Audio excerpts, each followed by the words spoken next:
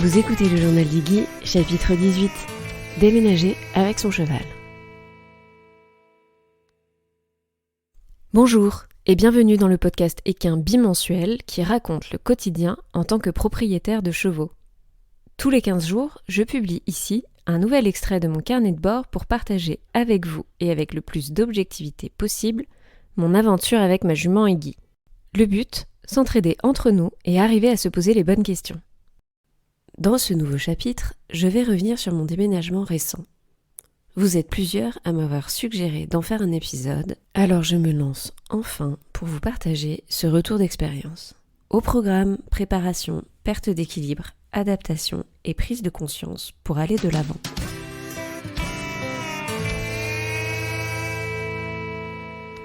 Laissez-moi commencer en clarifiant d'entrée de jeu le véritable sujet derrière cet épisode.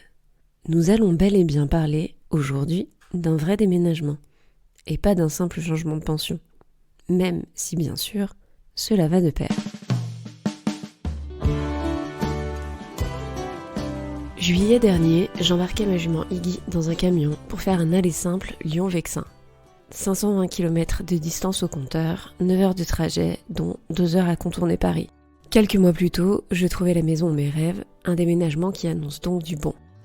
Pour autant, même si un déménagement est voulu, choisi et annonciateur d'un mieux pour nous humains, qu'en est-il de notre équidé ? Sans entrer d'entrée de jeu dans l'anthropomorphisme, votre déménagement aura forcément un impact sur le quotidien de votre cheval. A l'inverse, quand un déménagement n'est pas souhaité, mais imposé pour nous humains, que se joue-t-il exactement ? Prendre conscience de l'impact émotionnel que ce futur déménagement peut jouer chez vous humains, c'est aménager du mieux possible ce futur changement pour votre cheval. C'est donc ce dont j'aimerais parler aujourd'hui dans ce nouvel épisode avec un retour d'expérience très personnel. J'annonce donc tout de suite la couleur, ce chapitre découlera de ma récente expérience et il m'a fallu aussi plonger dans ma mémoire, dans mon passé, pour pouvoir prendre le recul suffisant et analyser ce déménagement pour en tirer des enseignements.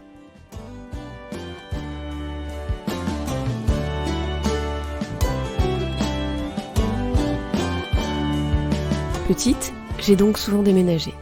Je ne fais pas partie des enfants qui ont grandi au même endroit.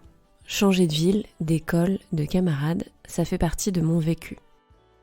Plus grande, j'ai continué cette habitude et j'ai ainsi vécu dans plusieurs villes, voire plusieurs quartiers dans parfois la même ville. Bref, déménager, je connais. Jusqu'à ce dernier déménagement, le plus important, car celui de la concrétisation d'un rêve d'enfant. Vivre dans une maison sans vis-à-vis, avec pour voisins les chevaux. Cependant, ce nouveau déménagement était bien différent des autres, car je n'étais pas seule. Je devais emmener avec moi mes animaux, dont ma chienne Orion et ma jument, pour traverser la France. La logistique était tout autre. En plus de la gestion des échéances côté appartement et maison, venait se rajouter une charge mentale bien différente de celle dont j'avais l'habitude, celle de la gestion des échéances côté Iggy. J'avais donc un double déménagement à gérer. Sauf que dans le cas présent, je ne savais pas où j'allais côté cheval.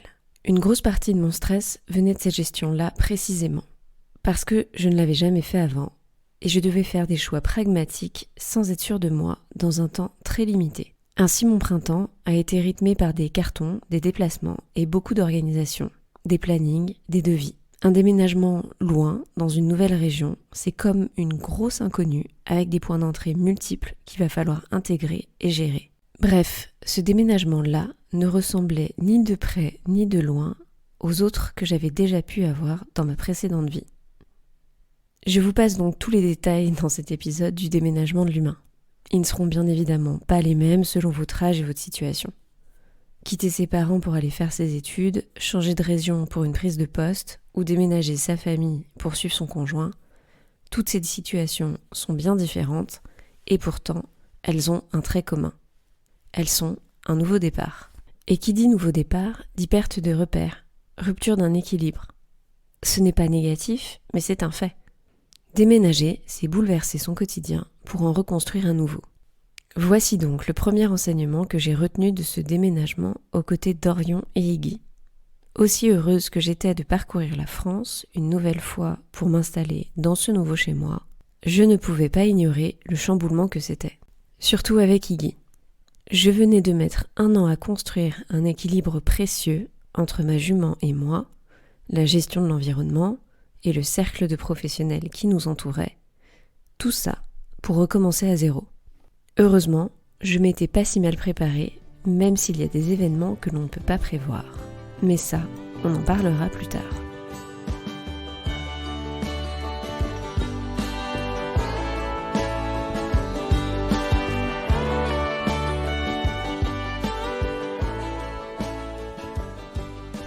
Pour l'instant, je vous propose de se concentrer sur ce qu'il est possible d'anticiper et d'organiser. J'ai regroupé cette partie en 4 points clés pour vous permettre, si vous vous apprêtez aussi à déménager, de trouver le meilleur mode d'emploi. Le plus évident, mais aussi le plus important, c'est de trouver le futur hébergement. Le plus stressant, en tout cas pour moi, c'était de trouver et de gérer le transport. Le plus complexe, pour que tout roule comme sur des roulettes, coordonner les calendriers. Le plus long et fastidieux, reconstruire son carnet de professionnel. Qui dit déménagement, en fonction de la distance parcourue, dit souvent changement d'hébergement. Au départ, j'ai cru que je gagnerais au change. J'avais pas eu beaucoup de choix en cherchant la première pension d'Iggy. Mais forte de cette première expérience, j'ai passé du temps à chercher la nouvelle. J'avais mon tableau pour comparer et mes critères de choix.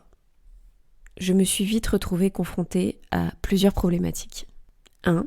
Une méconnaissance totale de la région, des distances et des conditions météo pour imaginer ce que serait la vie au pré. H24, 12 mois dans l'année, dont 6 pendant l'hiver et la saison des pluies. 2. Un loyer mensuel plus élevé en moyenne que là d'où je venais, avec une augmentation significative de 50%. 3. Très peu de pensions pré avec mes critères et ou les services que je souhaitais. 4. Des listes d'attente à rallonge qui ne me garantissaient pas d'avoir une place. Après donc de nombreux coups de fil, j'ai pu sélectionner seulement 2 pensions sur 10.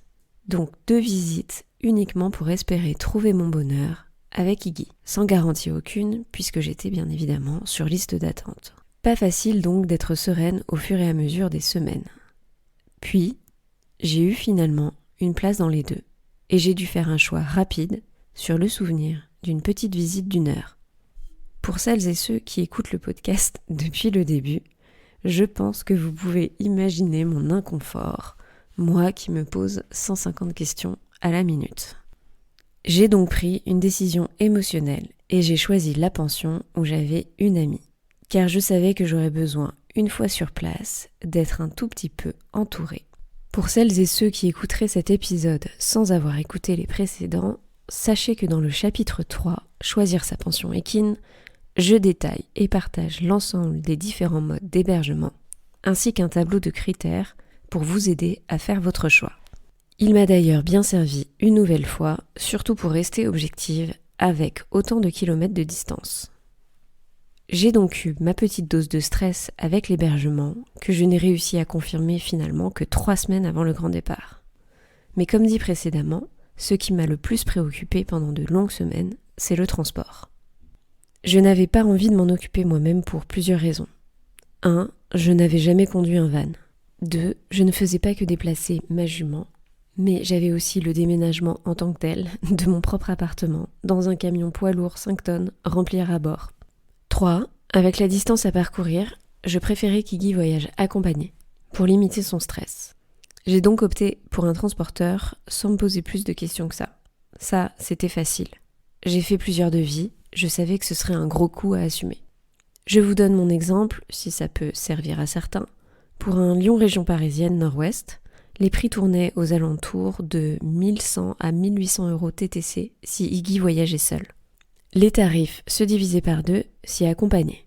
J'ai trouvé le transporteur en or et je mettrai ses coordonnées en description de l'épisode. Disponible, serviable, il avait accepté que l'on parte très très tôt pour faire une partie du trajet à la fraîche. Car si le transport m'a autant stressé, c'est parce que je déménageais début juillet. On avait déjà eu 2 épisodes de canicule, et pour tous ceux qui l'ignorent, les transports de longue durée de plus de 8 heures, seuls les transports garantissant des conditions de température inférieures à 30 degrés sont autorisés. Et ici, je parle bien des températures à l'intérieur de l'habitacle. Je naviguais donc à vue sur ce point. J'avais donné mon préavis à la pension en prévoyant une marge de 15 jours, en espérant très fort qu'Iggy pourrait voyager sur les dates réservées. Je savais que ce voyage serait fatigant. J'avais envisagé même de faire un arrêt pour couper le trajet en deux, et si je n'avais eu que Iggy à gérer, je l'aurais fait. Mais cela me complexifiait terriblement la logistique globale de mon propre déménagement. J'ai choisi de prendre un transporteur qui jouait selon les règles et qui se déplaçait avec un camion de place pour 3 raisons. 1. Iggy y était déjà habituée, cela me semblait donc plus facile pour elle et plus simple de monter dans le camion. 2. Également plus facile de garantir la température intérieure de l'habitacle. 3. 2 chevaux, ça permet tout simplement moins de détours sur le trajet. Je ne reviendrai pas ici sur la préparation d'Iggy pour vérifier qu'elle monte dans le camion, ni sur comment choisir son transporteur, car j'en ai déjà également parlé dans le chapitre 5, Accueillir son cheval. Pour autant, je réinsisterai sur 2 points. Le premier, plus vous vous y prenez à l'avance, plus vous avez la chance de voir votre transport partagé, et donc votre coût diminuer. Le deuxième, demandez bien l'itinéraire et vérifiez le nombre d'heures et de pauses que va faire votre cheval. Le transport, c'est fatigant pour lui. Assurez-vous qu'il ait à manger, à boire, et ne négligez pas la température extérieure. Parce que même si le camion est climatisé, je peux vous dire que quand Iggy est sorti après 9 heures de route, dont 4 entre 25 et 28 degrés, elle était en nage. Littéralement, j'avais l'impression qu'elle sortait de sa douche. Entre la chaleur, mais aussi la fatigue, l'effort et le stress de passer autant de temps immobile.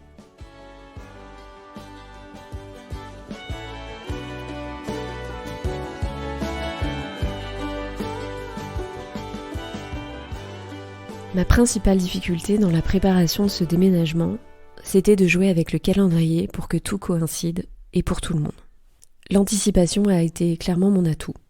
Pour vous donner une idée, j'ai commencé à identifier des pensions 3 mois avant mon départ, au moment en fait où j'ai su que j'aurais la maison. Je les ai visitées 2 mois avant et j'ai été mis sur liste d'attente. Et j'ai eu des réponses à peu près 3 semaines avant le déménagement. Alors forcément, la région parisienne, c'est pas l'endroit le plus facile en termes de place et de disponibilité. Mais ça peut vous donner déjà une idée d'un échéancier.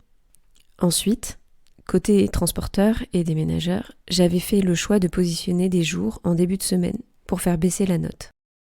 J'ai commencé là aussi à faire des devis environ 10 semaines à l'avance, puis valider 8 semaines avant, et le transporteur a donc pu caler un autre cheval sur notre trajet. Sur ce dernier point, j'ai eu beaucoup de chance, car le deuxième cheval était vraiment sur notre trajet et donc n'a occasionné aucun détour. Juste avant de partir, j'en ai profité pour être également à jour de tous les professionnels et rendez-vous médicaux qu'Iggy pouvait faire avant de partir. N'ayant pas encore de carnet d'adresse là où on arrivait, j'avais tout casé sur les 20 jours qui ont précédé notre départ.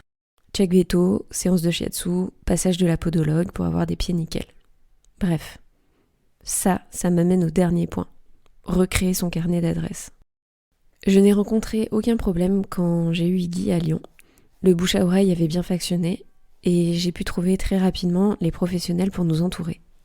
Ce n'est clairement pas le cas depuis ce nouveau déménagement. Alors parfois, là où vous arriverez, on vous donnera la liste des professionnels de la pension et c'est déjà un premier bon point, sérieusement. Surtout pour le vétérinaire, si une urgence survient, c'est vraiment le premier contact à avoir. Autant pour tous les autres, je ne m'étais clairement pas assez préparée à tout ce qui pouvait m'attendre. En région parisienne, certains pros sont surchargés, du coup très difficile d'avoir un rendez-vous, et les urgences ne se gèrent pas toujours à la même vitesse. En tout cas, ça c'est mon expérience. Je vous donnerai que 2 exemples. Iggy n'a pas pu voir de podologue pendant 8 semaines, en plein été, là où les sabots poussent à vitesse grand V. Ce qui m'a donc amené à la conclusion d'apprendre à devoir faire le rôle moi-même. Et j'ai mis 2 jours à avoir la visite d'un vétérinaire quand Iggy a fait sa crise d'urticaire, là où elle enflait chaque jour, de plus en plus. Si j'avais pu améliorer un seul point dans mon organisation, c'est bien celui-là. Nous étions bel et bien arrivés, mais pour autant il a fallu du temps pour nous adapter. Elle, comme moi. Alors, vous, quelles sont vos expériences ? Est-ce que vous avez déjà tout quitté, tout ce que vous connaissiez, pour partir habiter ailleurs avec votre cheval ? Qu'est-ce qui vous a le plus marqué ? Qu'est-ce qui vous a demandé le plus de temps ? Si l'organisation facilite un peu le déménagement en tant que tel, pour autant s'il y a bien une chose que l'on ne peut pas maîtriser, c'est l'après. Enfin, je me corrige, que l'on ne peut pas forcément maîtriser à l'avance.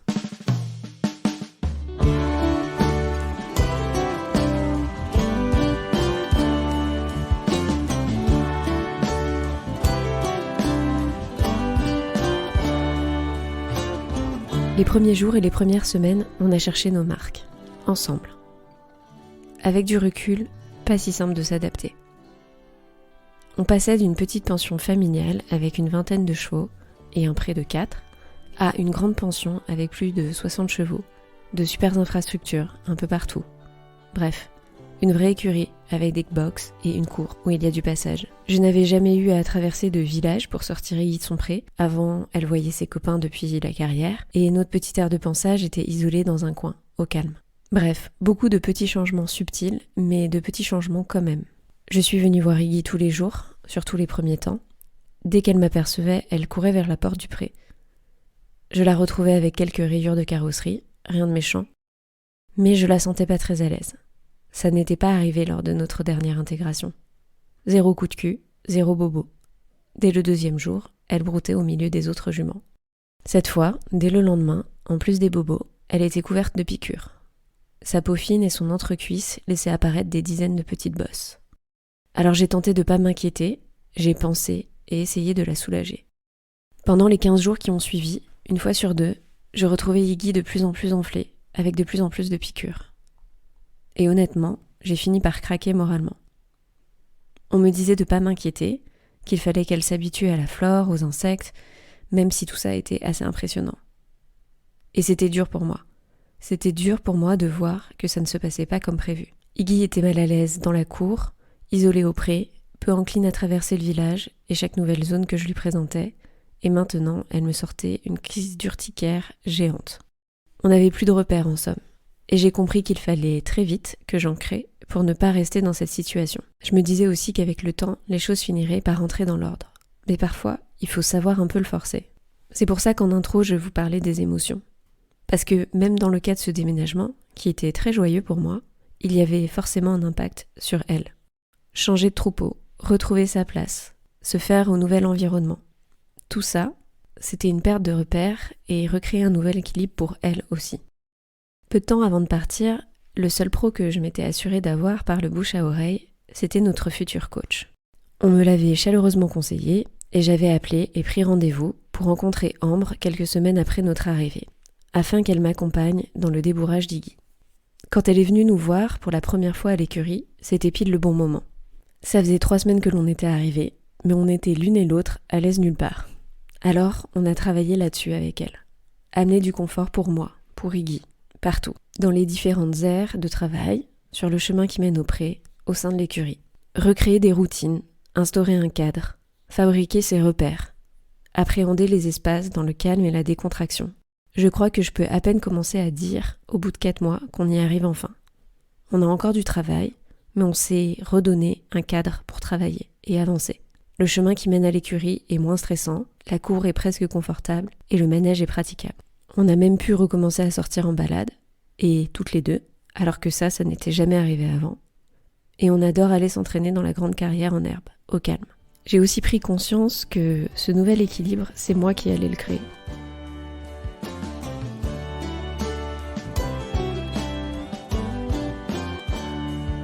De tous les nouveaux professionnels dont je ne me suis pas encore entourée, j'ai trouvé celle en qui j'ai la plus grande confiance, et celle qui nous permet de trouver notre équilibre. Il nous reste bien du chemin pour trouver l'ensemble des pros qui vont nous suivre au quotidien. Et c'est clairement pas évident. Mais petit à petit, on recrée nos repères et nos routines, juste avant l'hiver. En intro, je mentionnais qu'il m'a fallu du temps pour écrire cet épisode, mais c'est surtout qu'il m'a fallu du temps pour retrouver cet équilibre avec Iggy. Aujourd'hui, après 4 mois, je le sens encore fragile, je redoute l'hiver, qui n'est pas la meilleure des périodes, mais j'ai confiance dans les bases que je suis en train de créer. Un autre point positif en soi, c'est que ce changement nous pousse à nous adapter. Et ça, dans notre apprentissage commun, dans l'éducation d'Iggy J'espère vraiment que ce soit un plus. Je le mentionnais juste avant, mais changer de troupeau, changer d'environnement, savoir gérer ses émotions dans différents espaces, être au contact de dizaines et de dizaines de chevaux, traverser le village, croiser des bus et se faire aboyer par des chiens derrière le portail, ou bien encore apprendre à traverser le bois pour aller travailler loin de la pension. Tous ces petits riens construisent notre capacité à pouvoir apprivoiser l'environnement, à rester connectés ensemble. Et c'est ce point précisément qui est le plus précieux pour moi, surtout dans cette phase de prédébourrage. Voilà, c'est déjà la fin de ce chapitre Déménager avec son cheval. J'espère que mon retour d'expérience pourra vous être utile. C'est maintenant le moment de vous remercier, comme toujours, de vos écoutes et de votre soutien. Chaque partage du podcast, chaque étoile, chaque message sur Instagram nous aide petit à petit à construire cette communauté solidaire. Je me répète, mais sachez que vous avez le pouvoir de permettre à d'autres propriétaires et amoureux des chevaux d'en apprendre plus pour gérer leur quotidien. Alors merci à toutes celles et ceux qui jouent le jeu. On se retrouve dans 15 jours pour le dernier épisode de la 3e saison. Et oui déjà, je travaille activement à la 4e et vous réserve quelques surprises. Si vous venez juste de nous rejoindre, n'hésitez pas à nous suivre sur Instagram, @iggy.journal, afin de découvrir des contenus additionnels sur chacune des thématiques. Et surtout, n'hésitez pas à parcourir le fil des nombreux épisodes déjà sortis et à me faire votre retour. D'ici là, je vous souhaite le meilleur. À bientôt.